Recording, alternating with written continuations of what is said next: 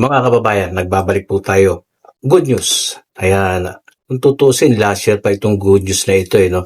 Good news pa ito doon po sa mga talagang gustong matuloy ang BSKE noong December 1 pa. Pero na-move lang. No?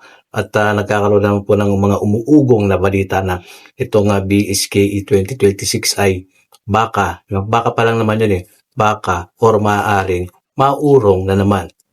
No? Mga sabi-sabi pa lang yun. Kung titignan po natin yung positive sign, ay wala po kayong dapat ipangamba. Wala kayong dapat ipangamba, pero kumbaga wag 100% naaasa. Ganun lang naman yun. Pero dapat na po ninyong paghandaan ito, especially mga barangay officials dyan, mga kapitan, mga kagawad, mga kabataan, SK kabataan. Di po ba, no? Bakit nasabi natin good news? Nung last year pa, naging constitutional nga ito sa Korte Suprema. Ibig po sabihin nun, ito po ay ganap ng batas. Kung ano po yung sinasabi ng batas, ayun po ang tutok din at susundin, mandato na yan, ang magpapatupad po niyan, yung gobyerno, sangay ng COMELEC. Ayan, so ibig sabihin po nun ay tuloy na tuloy. Ayan, no? Andun po tayo sa talaga positive side ng batas na yan. RA 12232 na pinirmahan, no? Nag-sign into law dyan. Kumbaga, sabi nga ni Presidente, akong bahala dyan, pipirmahan ko yan.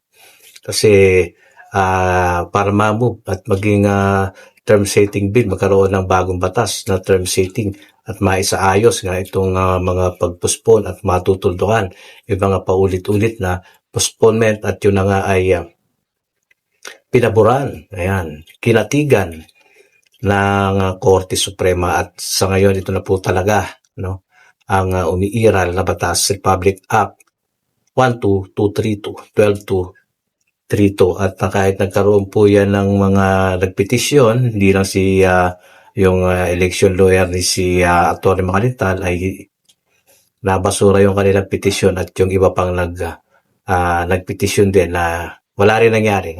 Kasi kinatigan ng Korte Suprema na ang RA 12232 ay isa nga po isa na ang ganap na batas at ito nga ay naaayon nga daw po sa Constitution.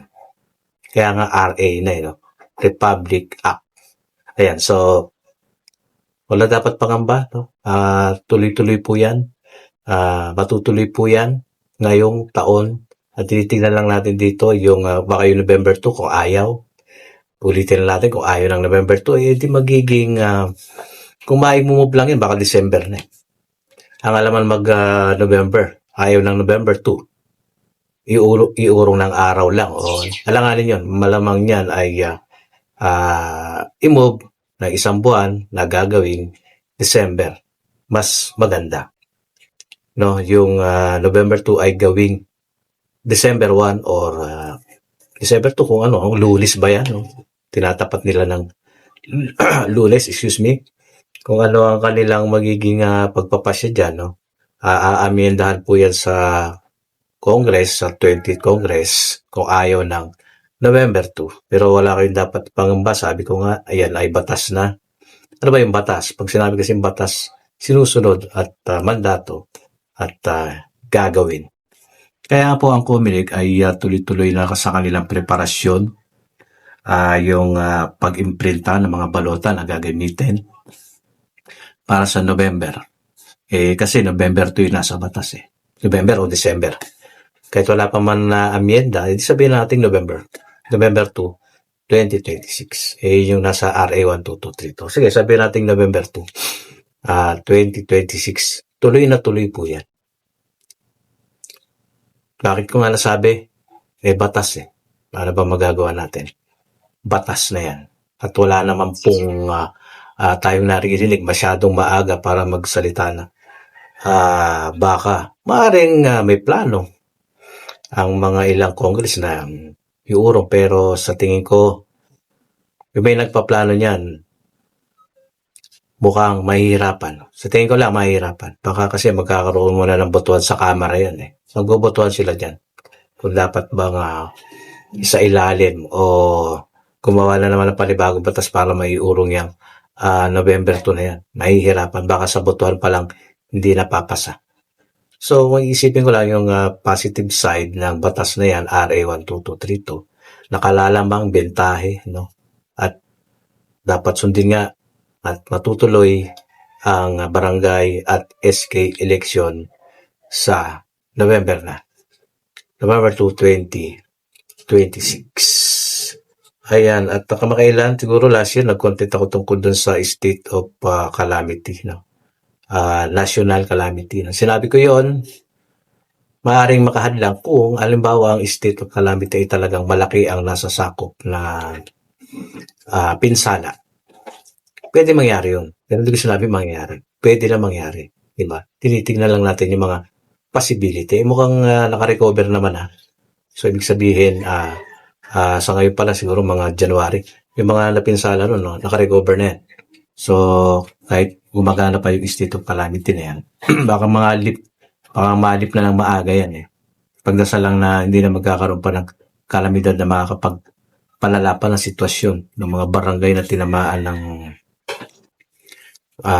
kalamidad yan. So, smooth sailing. Ngayon, so, kung ako sa inyo, mga barangay officials, simulan nyo na. Ano ba, kung ano ang dapat nyong gawin. Alam niyo kung ano po ang dapat nyong gawin. Siyempre, experience na kayo eh. Kahit incumbent eh. Naging incumbent na kayo. Experience na kayo kung ano dapat nyong gawin. Ngayon pa lang, gawin nyo na ang dapat nyong gawin para pag nagkaroon na ng calendar of activity para sa BSKE November 2, 2026, di tuloy-tuloy na yan. Mangangampanya na, andyan na yan. Hindi po ba? So, tuloy na tuloy yan. Yan lang ang masasabi ko doon. Nagkakaroon lang tayo ng mga analysis sa mga sitwasyon na baka ganon. Lahat yon may posibilidad, syempre. Hindi naman pwedeng sarado agad yung pintuan mo porque may batas eh. Pero kung yung titingnan natin, yung batas is batas na walang ibang dapat sundin, gagawin niya ng COMELEC, walang dahilan para hindi nila gawin yan. Hindi sila pwedeng magdahilan. No? Ano man dapat nilang idahilan? Yung BARM, lang naman, BARM yan eh. Kumbaga sa kanila hindi sila sigurado kasi sabi nila, iba ang level ng BARM sa BSKE. Ang BSKE, buong Pilipinas yan. Napaka-importante niyan. Buong Pilipinas po yan. Compare sa BARM. No, so, kung mapopos po ng BARM na talaga, sabi wala na. No? Wag lang i-connect sa BSKE. Di ko walang BARM na hindi kakayanin ngayong taon, hindi pa pwedeng isabay sa BSKE. Hindi sa next year nyo na gawin. Pag-aralan nyo mabuti yung BARM na yan. Basta itong BSKE. Siguraduhin na yan at gagawin na yan. May mga balita pa na itong ngayon pa lang, no, yung para sa election 2028. 2 years na paghahanda ngayon pa lang, paghahandaan na ng COMELEC yung para sa election 2028. Pero naman nagsabi na baka daw pagsabay-sabayin ang eleksyon sa presidential, no? BARM, tapos PSKE sa 2028. Yun po ay spekulasyon lamang at wala pong batas. Sabi nangyari daw yun sa panahon ni Gloria. Meron daw kasi nagpaanukala at nangyari. No? Kung baka ganun man, gagawa sila ng batas. Sabi ko nga gagawa ng batas para yun ang maiurong. Pero sabi ko nga kanina lang, baka hindi na maurong kasi term setting bill. Tandaan nyo yan yun palagi term setting bill. Inaprobahan ng Korte Suprema dahil nga term setting, nasa ayos na Pag babaguhin na naman yun, hindi na term setting bill yun. Kalokohan setting bill na yun. Diba? So, hindi na yun papasa. At kung pupasa man yan sa Kamara, Congress, baka sa AC, dito na maglabas ang AC na sinasabi nilang yung TRO. No? TRO yan. Baka doon na lumabas or unconstitutional. Tapos dapat maaga ang desisyon dyan. Hindi. Mag-intervene na agad yung SC na ituloy nyo na yan. Patas yan. Di tapos ang usapan at tuloy na yan. Huwag nang pakialaman yan, batas na yan. Terminating bill yun, tapos hindi nyo na maitutuloy. Hindi, malaking kalokohan yan, di po ba? So, kayo mangamba, pero magtira kayo ng konti na baka, hindi, matuloy, ganun lang. Pero, lamang pa rin yung paghahanda. Kasi batas nga yan eh. Andun yun, no? Ngayon pa lang, gawin nyo na ang nararapat. Yan po yung ating update ngayon. Comment kayo dyan, mga barangay officials. Sa mga bago dito sa ating channel, please, yan. Kung nagustuhan mo, marami tayong update, subscribe, share ang video. Ayan. Iwan ngayon ang opinion dyan.